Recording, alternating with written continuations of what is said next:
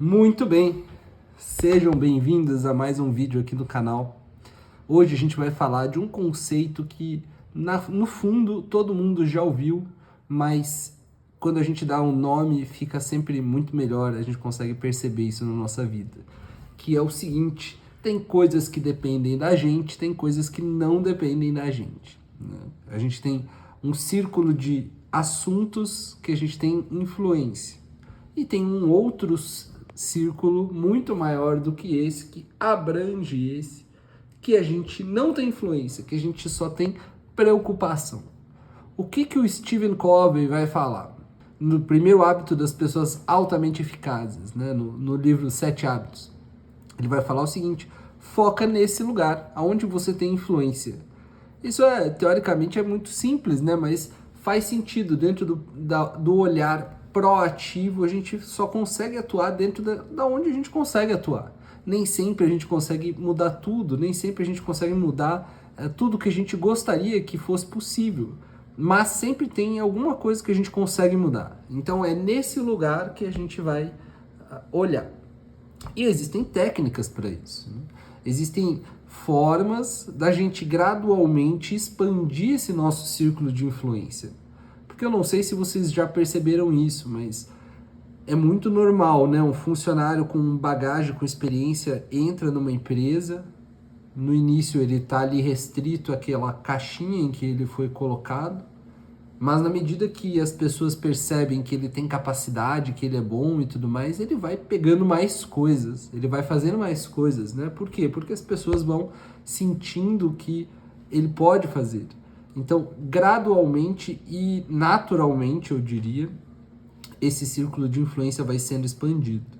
Agora, o problema é que as pessoas já querem começar abraçando o mundo. E aí, claro, quando você abraça o mundo, você não consegue fazer. E quando você faz coisas ou tem preocupações que estão fora da sua influência, fora da tua alçada, digamos assim, isso só drena a tua energia, só canaliza a sua atenção para um lugar que você mesmo não tem ação, né? Então, qual é a minha ação a respeito do preço do dólar? Nenhuma. Qual é a minha ação a respeito da senhora que estava vendendo pano de prato na frente da padaria que eu fui comprar pão hoje?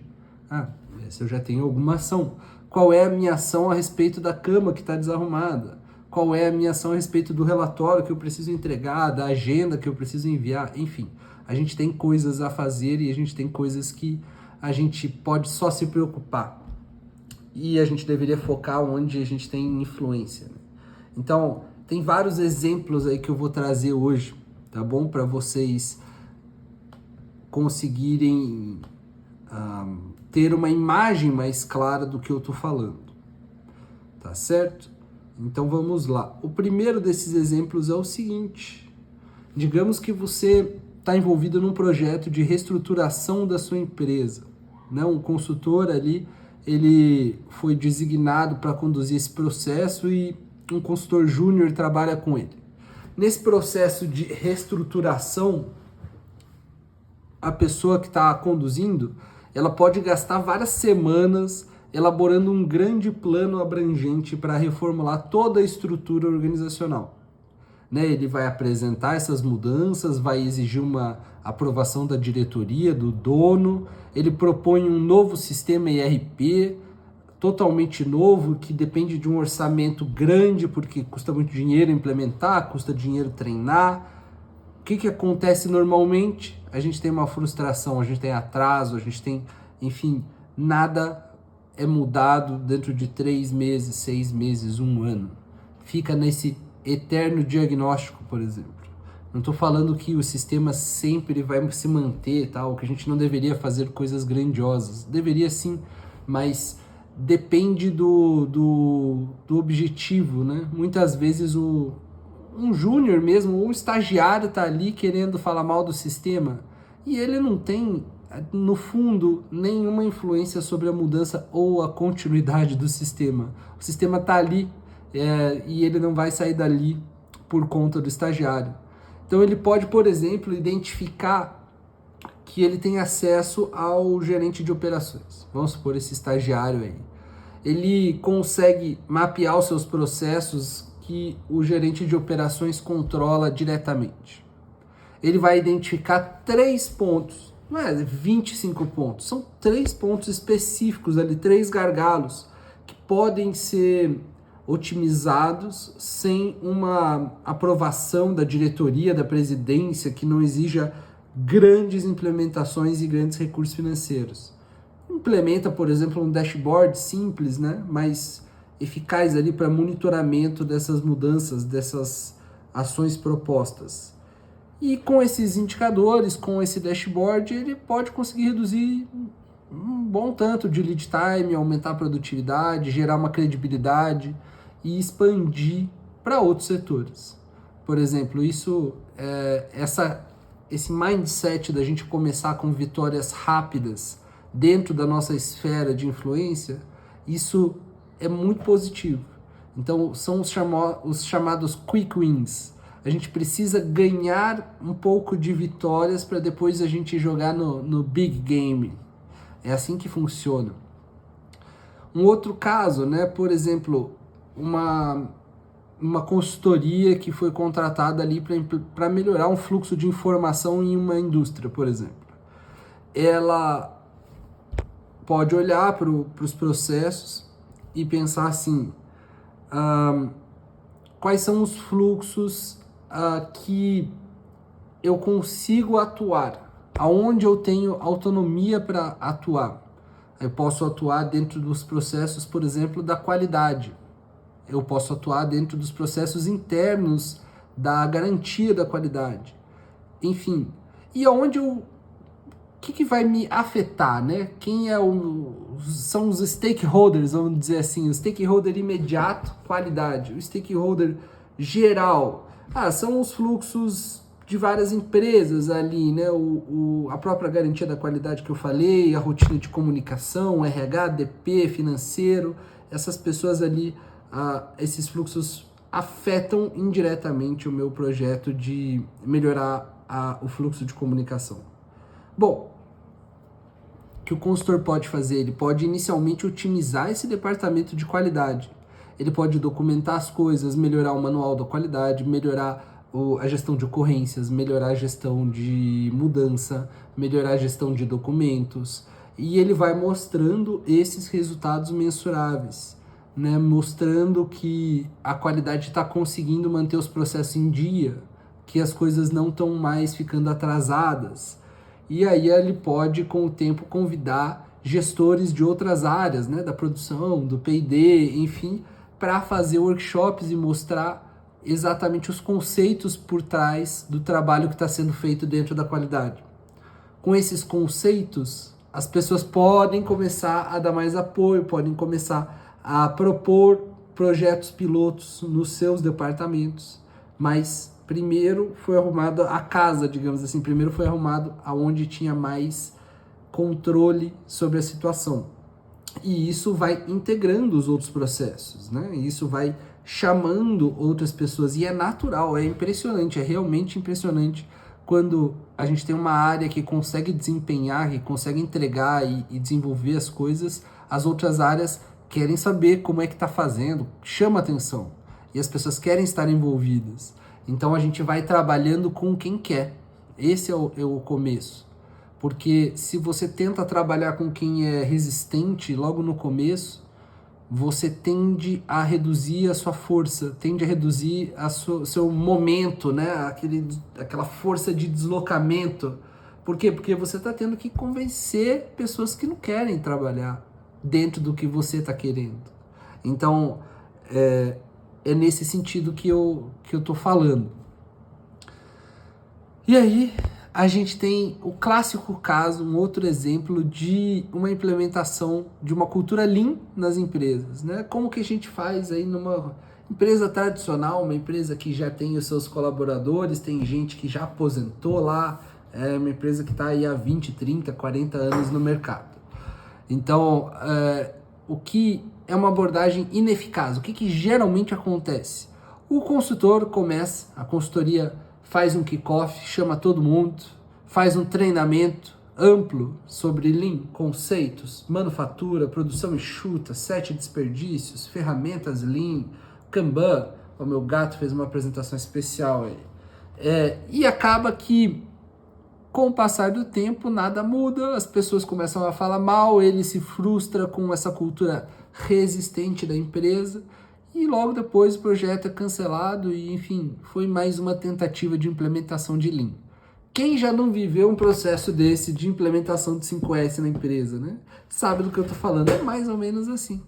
E como que é uma abordagem eficaz? Você quer implementar o Lean na tua empresa? Então você começa com um lugar, um fluxo. Pega uma linha de produção, um fluxo, uma família, que tenha um supervisor, uma liderança, uma gestão aberta a isso. Se ele já fez algum curso de Lean, se ele já fez uma administração, melhor ainda. Se ele não fez, você treina ele. Implementa esse laboratório de excelência operacional focado em uma coisa. Ali você vai utilizar as ferramentas, você vai utilizar 5S, gestão visual, um painel, você vai utilizar um Kanban, você vai utilizar um mapa, o que for. Documenta isso. Então você vai gerar documentação mostrando os resultados. Ó, a gente pôs essa energia nessa frente, a gente conseguiu 30% de redução de desperdício, a gente conseguiu 50% de redução de lead time, porque são coisas que dá para fazer, tá? Não é assim, tá falando, chutando um número assim a esmo. Dá para conseguir esses números. Uma vez que você tem esses números documentado, que o processo já esteja incorporado na rotina ali desse departamento, dessa linha de produção, você vai começar a chamar outras pessoas, outros supervisores para ver, para fazer um benchmarking. E aí você vai começar a criar o seu sistema de mentoria dentro da empresa, né? O primeiro supervisor vai treinar o segundo. É claro que numa empresa antiga você pode ter problemas de politicagem, que eu digo assim, né? Não quer ser treinado pelo outro, enfim. Aí você vai ter que ir escolhendo as pessoas chaves que seriam os agentes da transformação, né? Então o Lean trabalha muito com esse conceito, né? Quem que é o agente da transformação? Quem que é o cara que é a pedra angular aqui da empresa que a gente vai fazer? É o cara mais brilhante? Não. É o cara mais inteligente? Não. Mais bonito? Não. Que mais produz? Não necessariamente. Mas é o cara que está interessado, o cara humilde, o cara que tem a boa liderança da equipe. Esse cara é um cara que dá para você focar em ser um agente de transformação. Bom, depois de um tempo, depois que você treinou 2 ou 3, a empresa praticamente já virou para Lean. Por quê? Porque é natural, as pessoas começam a ver que é melhor, o presidente começa a ver que tem alguma coisa diferente ali, o pessoal está fazendo melhor. Quando vem algum amigo do presidente visitar a fábrica, onde que ele leva? Ele leva lá onde que é mais bonito, lá onde que tem os quadros, aqueles mapas, o quadro Scrum na parede. É assim que funciona. Então a resistência vai sendo quebrada e até uma hora que a diretoria, a presidência realmente compra a ideia, aí não tem mais quem segure. É mais ou menos por aí. Então a gente não faz por tentativa de cima para baixo, sabe? É claro que a presidência precisa estar comprada desde o começo, mas não é porque a presidência deu uma canetada que ele falou assim, agora minha empresa é Lean, que ela vai ser. Claro que não é assim. É aos poucos, é gradual. E a mesma coisa para auditorias, né? A gente pode, na nossa rotina de consultor, a gente tem aí as auditorias internas e na rotina da pessoa da qualidade, né? Faço auditorias, beleza, o que eu faço? Eu identifico problemas, identifico falhas no nosso processo, ou identifico não conformidades com o processo da ISO ou da ONA. E, bom, é isso. O problema está aí.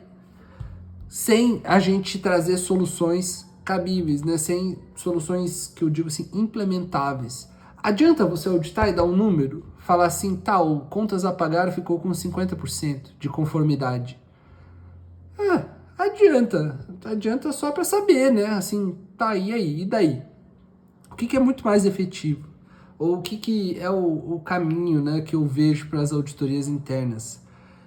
Para cada não conformidade, que a gente identificou, seja ela por uma auditoria interna da ISO, seja por uma auditoria de processos, o consultor ele vai olhar, ou o auditor, ele vai olhar e pensar assim, bom, existem causas dentro do círculo de influência desse departamento que poderiam ser atacadas. E existem causas que estão fora do departamento, que estão só na preocupação, ou seja, coisas que dependem de outras áreas. Quando depende de outra área, é sempre um pepino, né? É sempre um problema. Se a área quer ter uma conformidade boa com as auditorias, com os processos internos, ela precisa sempre olhar e pensar assim, o que a gente pode fazer? Tem um problema lá do comercial, tem um problema do marketing, mas o que eu, como produção, posso fazer para que as coisas fluam melhor? A gente poderia conferir o que eles mandaram. Pronto, vamos conferir então. Centro cirúrgico com farmácia, muito comum. Farmácia manda o kit da cirurgia errado lá para o centro cirúrgico. O centro cirúrgico abre o kit, espalha na mesa. Quando vai começar a operar, cadê o fio? Ou quando vai começar a suturar o paciente, pior ainda, cadê o fio? Não tá aqui o fio. Farmácia mandou errado. Porra, farmácia!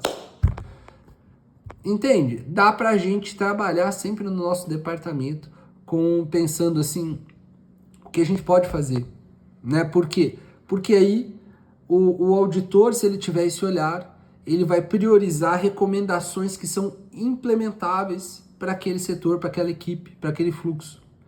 E não coisas que estão fora do círculo de influência dele, né? Fora do círculo que ele não consegue engajar, que ele não consegue fazer, que ele vai precisar de outras pessoas, outras áreas e tal, é mais difícil.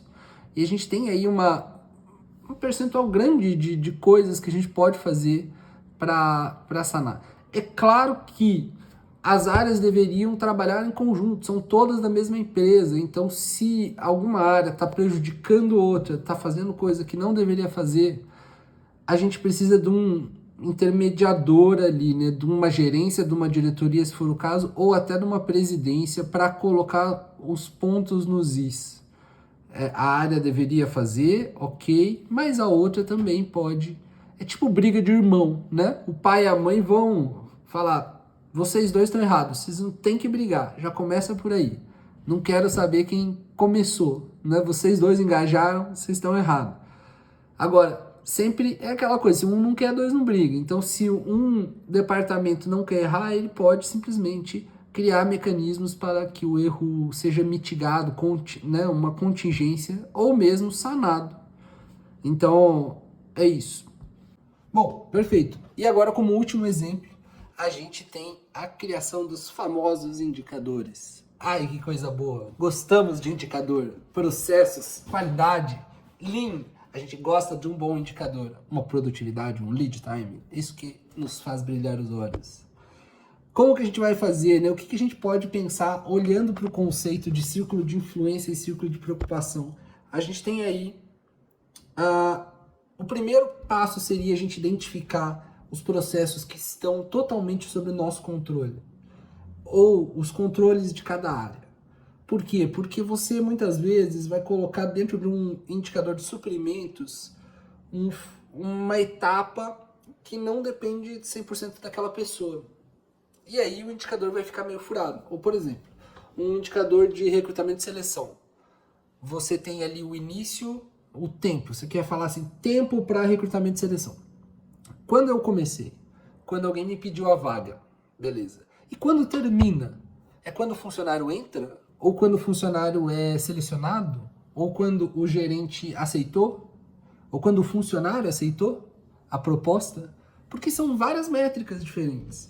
Então, muitas vezes, ela pode corromper. Se a gente colocar do início até o dia 1 do funcionário, pode corromper, porque às vezes a própria empresa falou, não, já selecionou, mas vai começar no dia 30. Bom, aí já passaram 10, 15, 20 dias do funcionário selecionado. Ou o funcionário está selecionado, mas ele vai ficar mais um mês no trabalho dele lá que ele está, ou vai organizar mudanças, enfim. Então, a gente precisa definir os indicadores, sim, mas a gente precisa olhar para cada área e pensar o que está dentro do círculo de influência dessa área e tentar quantificar isso. Então o indicador serve para esse sentido. Existem processos que vão ser parcialmente influenciáveis, ou seja, vai estar no limiar ali entre o que uma área consegue fazer, mas depende um pouco da outra, depende do mercado, de cliente, e existem coisas que ainda vão estar fora desse círculo completamente. Então a gente vai buscar fazer essa medição de performance com esse olhar. O que dentro do meu setor de compras eu consigo medir? Eu consigo medir isso. Quantas compras eu fiz? Talvez isso eu também não consiga. Você tem que pensar, entendeu? Essa é a questão. O indicador não é simplesmente colocar lá e, beleza, vamos medir tudo. Vai ter 45 indicadores. Não. Não faz sentido. Então, muitas vezes a gente, por exemplo, pegar um caso aí numa empresa que que queria fazer um onboarding melhor de colaborador ou de cliente, vamos supor assim. A empresa vende um serviço e precisa fazer um onboarding de cliente, precisa explicar as coisas. Ela pode perceber que um terço desse processo vai estar na influência direto dessa equipe de onboarding, que é a pessoa que explica, que está ali na linha de frente, explicando sobre o serviço, como que funciona, como que paga, como que recebe e tal. Agora, e o resto? Bom, sei lá, uns 40%, 50%, vamos por 40%, vai depender entre uma interação de contratos e jurídico e o cliente. Por quê? Porque o cliente, a gente está querendo melhorar o onboarding, mas o cliente precisa assinar um contrato, e esse contrato vai ter cláusulas que são discutíveis com o jurídico. Então, enfim, a gente tem um tempo significativo aí, né? Pode pegar, por exemplo, uma incorporadora que está fazendo um contrato com um terreneiro. E ele vai ter essa parte grande ali, né? De contato com o jurídico e com o financeiro. E o resto? 30 mais 40 dá 70, e os outros 30% vai ser coisas externas. O banco está analisando, o cliente tem uma certidão que ele tem que tirar e tudo mais, e está demorando. E aí? Então, aonde a nossa equipe deveria focar os esforços para melhorar o onboarding? Exatamente naqueles 30%. Então, esses 30% que tem influência direta é onde a gente consegue desenvolver melhorias, desenvolver mudanças que vão afetar o número. Por quê? Porque o resto, sinceramente, não vai mudar. O tempo do banco é o tempo do banco. O tempo da prefeitura para aprovar um projeto é o tempo da prefeitura. Agora, a gente tem lugares que a gente consegue atuar e melhorar. Então, é nesse sentido que eu estou falando. Então, assim, pensa você com a sua equipe, né? Qualquer departamento. Desenha esses círculos, desenha 2 círculos, um grandão e um menorzinho. Dentro do menorzinho, coloca tudo o que você pode fazer que afeta o teu objetivo atual. O teu objetivo de aumentar a lucratividade da minha fábrica. Dentro do que você tem à disposição de recurso, de responsabilidade e tudo mais, o que você pode fazer para aumentar o lucro. Posso fazer isso, posso fazer aquilo, posso fazer aquele outro. Posso desperdiçar menos matéria-prima, eu posso reduzir um turno, eu posso falar para o meu comprador fazer negociações melhores e maiores e a gente receber isso parcelado. Eu posso alinhar com... Enfim, aí você vai ter que pensar, e o que mais? E quais são as preocupações? O sistema é uma bosta, o meu supervisor da tarde não presta, e assim vai. A empresa é longe, o meu carro deu problema. Aí você vai colocando dentro desses 2 círculos, já vai te dar uma certa clareza sobre o que dá para você fazer e o que não dá para você fazer, tá bom? Então, a gente está explorando mais a fundo um artigo que eu escrevi para o LinkedIn. Lá tem esse capítulo, né? Foi um artigo grande, né? Mas, enfim, eu vou deixar o artigo aqui na descrição, caso vocês queiram dar uma olhada, tá bom? Fiquem com Deus, até o próximo vídeo.